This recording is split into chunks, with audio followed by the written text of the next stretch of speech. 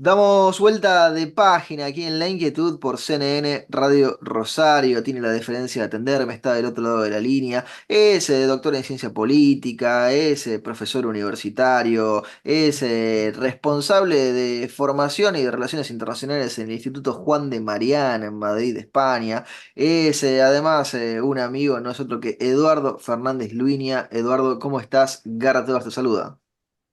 Un gusto, Margaret. Como siempre, es un placer estar aquí y charlar contigo unos minutos, hombre. Y agradezco profundamente la invitación. Empecemos, Eduardo, por algo que a mí me llama la atención porque cuando uno lo trata de analizar desde la Argentina, lo ve muy similar a cosas que pasan en la Argentina, pero no termina de entender los personajes que van dando vueltas. ¿Qué está pasando en la política nacional española que se acusan de corrupción los unos a los otros ahora, ¿no? Y parecen tirarse con nombres, con apellidos, con causas, con denuncias. ¿Qué está sucediendo en España con eso? Bueno, pues básicamente, vamos a ver, aquí hay que tener claro una cosa, aunque suene muy agresivo, no pretendo serlo, ¿eh? El PSOE, el Partido Socialista Obrero Español, tiene un currículum ilícito muy amplio, ¿no? O sea, al final, pues hombre, obviamente es muy fuerte decir que es una máquina de crimen organizada, ¿no? Evidentemente en su totalidad no lo es, pero sí hay elementos dentro del partido que flirtean, que han flirteado con el crimen organizado, ¿no? Y eso se ha visto incluso en sede judicial, cuando pues en la contabilidad B del partido en Andalucía se registraba, por ejemplo, un rubro de prostitutas y cocaína, una cosa muy fuerte, ¿no? Pero ¿qué sucede? Que Pedro Sánchez se aupa y se convierte primero en secretario general del partido y después en presidente, precisamente para luchar contra eso, contra la corrupción al interior del partido.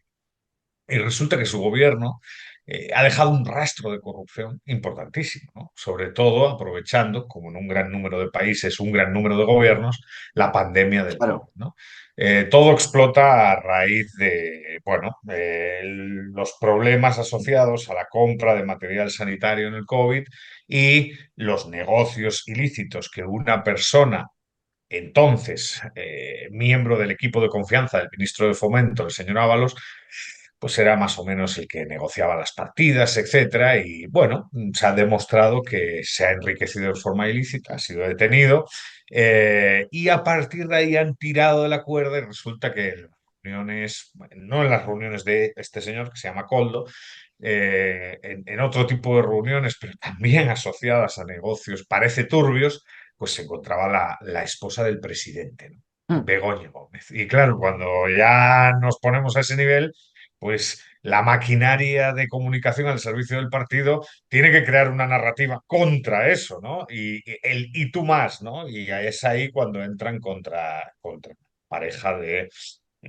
la señora Ayuso, que es la presidenta de Madrid, ¿no? Que además no tiene absolutamente nada que ver con esto, porque es una cosa de defraudar, se supone, a Hacienda, no de robar dinero del contribuyente Claro, o o de sea, jugar con sobreprecios. son incluso supuestamente delitos diferentes, si es que se hubieran Completamente cometido. diferentes. Completamente diferentes. Es la narrativa del y tú más, es la narrativa del juego sucio, es la estrategia del juego sucio. Y evidentemente, pues sospecho que a día de hoy ya una gran parte de la población española pues está vacunada frente a este tipo de discursos, ¿no? Pero es cierto que la gente afiliada y la gente que vota al PSOE pues comparte y contribuye a diseminar esa narrativa.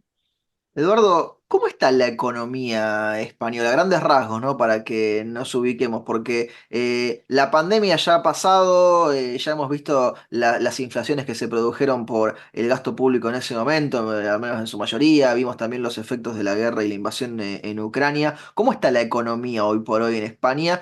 ¿Y cómo la está sintiendo la gente también a esa economía? Sí. Pues yo creo que España está en una situación, honestamente, desde mi punto de vista, complicada, ¿no? ¿Por qué? La deuda está por las nubes, vivimos en un infierno fiscal, vivimos además sumergidos en una narrativa a favor de los impuestos que me parece inaudita, ¿no? E incluso en contra de cuestiones como la inversión extranjera directa. La inversión extranjera directa en España a día de hoy está por los suelos. No sé si han podido ver desde la Argentina, esperemos que no, porque da un poco de vergüenza, pero el presidente de España, pues ayer o anteayer ha retirado las visas platino, que son visas por invertir dinero en España, pues para la compra de un inmueble o cuestiones así, con el argumento además de que eso va a abaratar el precio del alquiler, que es Sí, delirante. Yo creo que una de las viviendas. cuando son adquisiciones de distinto tipo que la de la vivienda, la compra de la vivienda para única, para una familia o lo que fuere. Es decir, es alguien que quiere establecerse en España desde fuera o que quiere invertir su dinero porque considera que España podría ser un buen lugar para hacerlo. Es de locos, pero sí es verdad que dentro de ese mapa de deuda pública, de déficit, de inflación, de desempleo, hay mucho desempleo encubierto. Somos el país de la Unión Europea con más desempleo juvenil, estamos hablando de un 40% de desempleados en el espacio juvenil, pero dentro de todo ese mapa, pues eso, crítico, hay asimetrías, ¿no? No es lo mismo, por ejemplo, Madrid, que es una región que obviamente cuando uno la visita pues ve cierta prosperidad, ve actividad comercial, ve dinamismo, o incluso Andalucía, zonas de Andalucía, era una comunidad estancada y ahora se ve cierta dinamicidad al interior de la comunidad, ¿Ha mejorado y el otras sur? comunidades que están más estancadas. Eso es interesante. ¿Ha mejorado entonces el sur en el último tiempo, Eduardo? Sí, sí, sí, sí. La verdad es que desde hace aproximadamente 7 años el sur ha mejorado todas sus cifras, ¿eh? La administración autonómica en manos del Partido Popular en la actualidad, pues ha hecho un trabajo primero de saneamiento y luego de cierta, bueno, de desarrollar cierto atractivo para la inversión, ¿no? Y hay ciudades que han pegado un cambio evidente. Una de ellas es Málaga, ¿no? Que es una de las grandes ciudades españolas de moda en la actualidad, asociada a la industria tecnológica, etcétera, ¿no? Google y grandes corporaciones tecnológicas tienen su sede allí El y turismo, bueno, digo, eso es un con cambio un evidente, ¿no? aeropuerto que es gigante. Yo estuve en el aeropuerto ahí de la Costa Eh, del Sol, es impresionante el tamaño, digo, en comparación con otros sí, aeropuertos sí, de la sí. región. Sí, Te sí, sí, es uno de los polos contraintuitivamente es uno de los polos de desarrollo del país en la actualidad, ¿no? Porque era una zona, bueno, pues muy asociada al turismo, muy asociada a la estacionalidad laboral, a cierto estancamiento, y ahora está saliendo de ese nudo, ¿no? Y luego otras zonas, pues claro, están quedando estancadas, ¿no? Y eso es el problema. Y luego hay zonas que tienen cierto estancamiento estructural, ¿no? A lo mejor Castilla-La Mancha, ¿no? Que son claro. bueno, tienen un carácter periférico sin ser periferias. Bueno, España es muy asimétrica, ¿no? Te mantengo en Madrid un segundo más porque hablabas de la diferencia positiva que se siente en Madrid cuando uno está por ahí. Y, a ver, a título anecdótico, yo siempre la siento cada vez que tengo la chance de visitar, pero me llamó la atención hace algunas semanas una discusión que tuvimos en Santa Fe y en Rosario hace ya bastante, fue absurdo cuando lo tuvimos nosotros, que es cuándo deben cerrar los restaurantes, los bares, los comercios. Es impresionante porque, a ver, la audiencia a lo mejor pensará, no, estamos hablando de una cuestión local. No, se llevó al plano nacional la discusión sobre eso. ¿Cómo fue? Bueno, pues básicamente vamos a ver, nuestra vicepresidenta Yolanda, Yolandita, Yoli, como le llaman cariñosamente, pues claro, tiene ideas muchas veces un poco no sé, de bombero, ¿no? Diríamos en España, ¿no? Son ideas un poco raras. Y una de ellas era el controlar y limitar el entorno de bares, ¿no? Tabarnia, ¿no? El tabernario, los tabernarios, como les llamaba Isabel Díaz Ayuso en el COVID, ¿no? Entonces, al final, es cierto que, claro, decir esa declaración pública en España, en una ciudad como Madrid, que es una ciudad que todo aquel que la conoce sabe que es una ciudad que nunca duerme, es delirante, ¿no? Es echarse a todo el mundo contra ti, ¿no? Y eso fue lo que sucedió. En Madrid la liberalización de horarios comerciales pues ha sido un logro del PP y eso no afecta a los bares, restaurantes o discotecas, pero los horarios de bares, restaurantes y discotecas suelen ser muy flexibles, de hecho mucho más flexibles que en otras partes de España. Entonces, bueno, fue delirante, ¿no? Además fue delirante porque incluso era injustificable a nivel laboral, poco antes se había aprobado una norma para ajustar, digamos, el salario pues, de las personas que trabajan en hostelería, camareros, etcétera, subiendo su salario por hora, agregando la nocturnidad, ¿no? Entonces incluso esas personas se pusieron en contra porque perderían ingresos con las limitaciones de horarios, ¿no?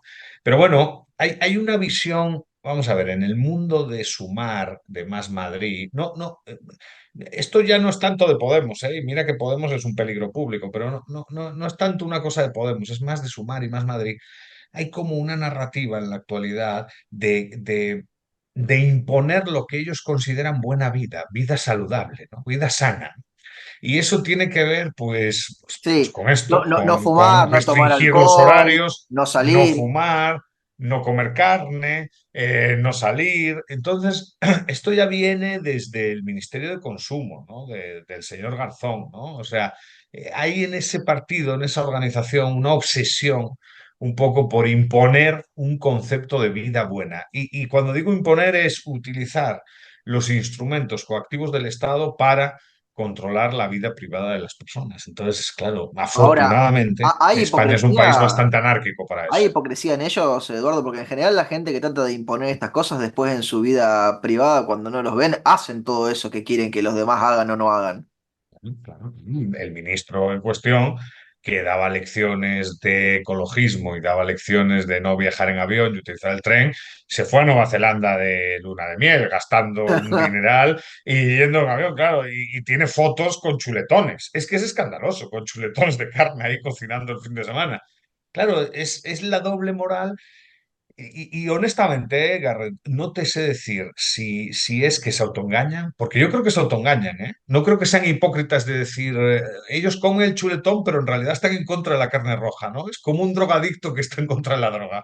Pero yo creo que se autoengañan, porque por lo menos parecen muy convincentes cuando lo dicen. Ahora bien, la sociedad española, repito, creo que está vacunada en relación a eso, ¿no? España es un país, eh, mucha vida social, afortunadamente, en el cual la comida, pues, es un acto social y de disfrute y gozo muy relevante para la vida cotidiana del español promedio. Hombre, y meterse en ese terreno es meterse en uno de los aspectos más sensibles de la vida privada del ciudadano promedio, ¿no? Claro, Entonces, pero entonces se han ganado el rechazo enemigos de de toda todos la lados. población. Claro, no Hay, solo de los productores, de los consumidores también. Hablabas de los vuelos, ¿no? Y yo pensaba, también hay discusiones, porque esto en la Argentina, a ver, es de larga data. Hubo un momento con Macri, se le llamaba la política de cielos abiertos, era el intento de que las low cost entraran en el país y hubiese más vuelos y mayor oferta, más competencia. Recordemos que todavía tiene Argentina aerolíneas argentinas, es decir, una aerolínea de bandera. ¿Cómo se están dando las discusiones de las conexiones dentro de España? Trenes, aviones, buses, ¿cómo lo vas viendo ese tema vos? Bueno, yo creo que, vamos a ver, en principio, y un poco fruto de la Unión Europea, hay cierta apuesta por la liberalización, pero este gobierno yo creo que va a enfrentarse otra vez con eso, ¿no? La cuestión de los trenes, que fue una especie de privatización impuesta desde la Unión Europea, ha tenido efectos muy positivos, ¿no? A día de hoy me viene a la mente pues que Renfe, que es la empresa, digamos, estatal, interactúa con Irio, que es una empresa italiana que la verdad da un servicio muy bueno, con Wigo. Bueno, hay dos, tres compañías de trenes que interactúan con la nacional. Claro, desde el mundo socialdemócrata o desde el socialismo, digamos, que gobierna el país, hay cierta crítica hacia esa liberalización, aunque me consta que algunos han hecho mucho dinero gracias a esa liberalización, ¿eh? Porque tú sabes cómo son esas Y sí. liberalizaciones entre comillas, tú sabes cómo son. Pero bueno, dicho esto, y a pesar de los problemas que tienen o que han tenido esos procesos parciales de privatización, eh, yo creo que cuando uno compara el servicio de Irío, por ejemplo, que yo lo consumo para ir al sur de la península, es mucho más en mi opinión. Los trenes están en mejor estado, hay más limpieza, hay un mejor trato por parte de los, digamos, empleados de la compañía hacia el cliente. Y claro, eso ya se empieza a notar al parecer y eso va a afectar a las rutas, ¿no? Porque hay rutas que no van a participar de esa potencial l- y parcial liberalización. Una de ellas Asturias, ¿no? La que conduce a mi tierra, que si no estoy equivocado, pues a día de hoy solo se puede ir vía Renfe, ¿no? No así Claro. Andalucía, no así Barcelona, no así Aragón, no así Valencia, que fueron los principales beneficiarios eh, de esas privatizaciones parciales, ¿no? Otra vez, una cuestión que comentábamos hace unos minutos, las asimetrías, ¿no? Entre el este y el oeste de España, entre el norte y el sur. ¿Cómo está hoy por hoy, Eduardo? Yo lo veo, por ejemplo, cómo el país se enoja cada vez más con el Juan de Mariana citándolo, y ahí tenemos la cuestión ideológica. ¿Cómo está el liberalismo hoy en España? Sí, no, no, lo del país contra el Juan de Mariana ha Bueno, sido por las dudas le aclaramos a la gente, el, fabricador de fake news. el diario El Somos País, por las como- dudas, Sí, sí, sí, lo sí. aclaramos por las dudas con la E y la P mayúscula, ¿no? Sí, sí, sí, sí. Fabricador de fake news. Bueno, estamos muy contentos, de que el país haya puesto como el ojo de Sauron en nosotros, ¿no? Pero la cosa es que la salud del liberalismo español a día de hoy yo creo que es muy buena, ¿no? Y en parte gracias a lo que ha sucedido en la Argentina, eso es innegable, ¿no? El fenómeno Milei, las conexiones entre Argentina y España son muy fuertes. Bueno, dentro de poco le están Eh, entregando el premio Juan de Mariana al presidente Javier pues Milei sí, ahora en sí. junio. Será la noche del 21 de junio y será una noche, pues espero que todo salga bien ese día. Yo estoy muy nervioso porque tiene que salir todo perfecto, ¿no? Tenemos que dar ejemplo ante el Protocolo, presidente Milei que tiene que viajar desde la Argentina para el evento, después se tiene que ir a Alemania a otras actividades, o sea, a otro premio, efectivamente. tiene una agenda Pero ahí compleja. pero esperemos que todo salga bien. Yo creo que el presidente Milei el año pasado, que sí vino a la cena del Instituto Juan de Manera, porque se le entregaba el premio al profesor Bastos y quiso venir, se lo pasó muy bien y bueno, más o menos él ya conoce cómo es el rito y el protocolo, ¿no? Entonces, esperemos que ahí no haya ningún problema. Pero por parte del Juan de Manera estamos, por supuesto, contentísimos de organizar ese evento y de contribuir a la promoción y defensa de las ideas de la libertad en este caso, pues expresadas a través de la persona del primer presidente libertario de la historia, ¿no? Ahora, eso, claro, a día de hoy ha generado cierta ola en favor de las ideas liberales en España, que se nota, ¿eh? Se nota en la asistencia a eventos, se nota en la interacción en redes Se sociales, notan las se nota librerías en el número mainstream, de ¿no? columnas. Eduardo, porque digo, yo estuve hace poco en Guatemala, uno iba a una librería, no la de la Francisco Marroquín, y empieza a ver libros liberales más Sí, expuestos sí, en las mesas. Esto sí, sí. empieza a pasar también con libros a lo mejor publicados con el Juan de Mariana, que se ven mucho más si uno va a una de esas librerías franquicia que lo que se veían antes, ¿no? Sí, sí, sí, definitivamente, definitivamente. Ya en eso yo creo que algunas editoriales, hombre, apostaron desde hace años, ¿no? Me viene a la mente Deusto, ¿no? Deusto Sí, Ediciones, por ejemplo, que es una editorial mainstream total, que tiene presencia en las librerías pues mayoritarias y tal. Siempre ha dejado un espacio, la verdad es que hay que reconocerlo, a la expresión de ideas liberales. Y luego ya hay más editoriales de nicho, ¿no? Como como la mítica Unión, que esa en Madrid, pues obviamente es una referencia y una autoridad. Pero si hablamos de editoriales que tienen, bueno, pues conexiones con el mainstream y que tienen presencia en grandes centros comerciales y tal, la verdad es que Deusto llevaba hace años ya apostando. Lo cual indicaba que el mercado te estaba dando señales, ¿no? O sea, que había gente que lo consumía, ¿no? sí, Y hay que gente que ahora pues preguntaba, parece que que ha lo pedía, explotado que más. lo compraba, en definitiva, digo, que pagaba Sí, con su sí, sí. billetera. Yo, Garrett, honestamente, soy optimista. Sé que mucha gente cuando digo esto, pues o hace un chiste o dice que soy un inconsciente. Sospechan que me voy a ir a mi pueblo ahí a esconderme y refugiarme en el mundo, porque claro, la situación en España está mal, pero yo tampoco veo un futuro. El gobierno tiene cosas delante suyas muy difíciles, elecciones en Cataluña, elecciones en el País Vasco. A día de hoy, la España actual, honestamente, es ingobernable, ¿no? Está tan fragmentada a nivel legislativo que es muy difícil sacar adelante legislación así seria, ¿no? Entonces, sí, vivimos en un caos, pero no es un caos excesivamente activo en cuanto a toma de decisiones, porque no puede tomar decisiones, ¿no? Entonces, soy optimista porque a la par de ese caos está creciendo, se está implantando una semilla pues en favor de la propiedad privada, en favor de la estructura de derechos y libertades individuales. O sea, de forma paralela a ese caos se está generando cierto orden en favor de las ideas de la libertad, que esperemos pues se traduzca en política pública y quizás en una oferta política pues un poco más agresiva en cuanto a defensa de las ideas de la libertad, porque lo que hay en la actualidad no es agresivo en ese sentido. Una pregunta más en la charla de hoy, te libero, Eduardo. Optimista, me decías. ¿De la misma forma con el Sporting Gijón?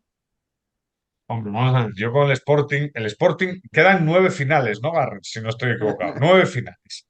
Entonces son 9 finales que si salen bien, hombre, qué ilusión sería ver al Sporting otra vez en primera, ¿no? Me vendría a la mente mi infancia, ir con mi tío, que en paz descanse, y con mi abuelo, y ojalá sea así, y ojalá estos 9 partidos. Lo que pasa es que, claro, tú sabes, el espíritu rojiblanco es sufridor, ¿no? Yo sé que estoy preparado para lo peor. Eduardo, querido, te agradezco mucho por el tiempo que te has tomado para charlar conmigo y con mi audiencia y te mando un fuerte abrazo. Un gran abrazo, Garre, siempre es un gusto. Muchas gracias por la oportunidad. Lo teníamos a Eduardo Fernández Luinia aquí en La Inquietud por CNN Radio Rosario.